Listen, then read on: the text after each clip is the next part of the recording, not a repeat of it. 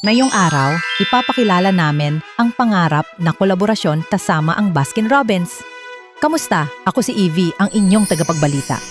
Ngayon, ipapakita namin kung paano kami nagsilbing manager ng isang araw. Mayroon ding espesyal na kolaborasyong ice cream na inilunsad, kaya abangan ninyo. Tara, simulan na natin. Una, ang ice cream ni Manager Vaporeon Shower sa Filipino. 3 flavors, white choco milk, Ramune soda, at marine blue sherbet. Isang kombinasyong puno ng sariwang lasa, bagay na bagay sa tubig na ure. Sunod, si Manager Flareon, booster sa Filipino. Isang flavor lang, berry mango sorbet. May tsokolate na hugis apoy na napakaastig at makulay tingnan. Sa isang kagat, mararamdaman mo ang apoy ng passion. Pangatlo, si Manager Jolteon, sander sa Filipino. Lemon soda at creamy citrus ang flavors. May tsokolate na hugis kidlat bilang accent, isang kagat lang, parang may kuryenteng dumadaan. At si Manager Umbreon, Braki sa Filipino.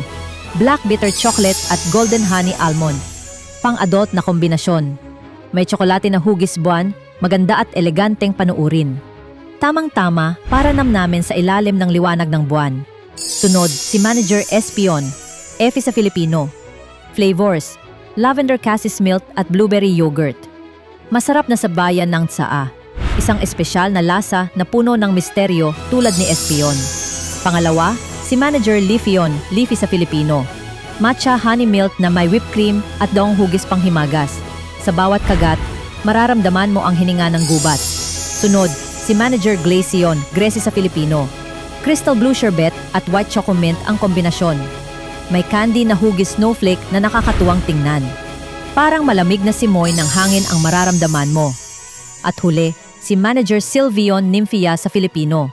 Strawberry milk cider cream, marshmallow at vanilla, 3 layers. Sobrang cute nito. Siguradong patok sa Instagram.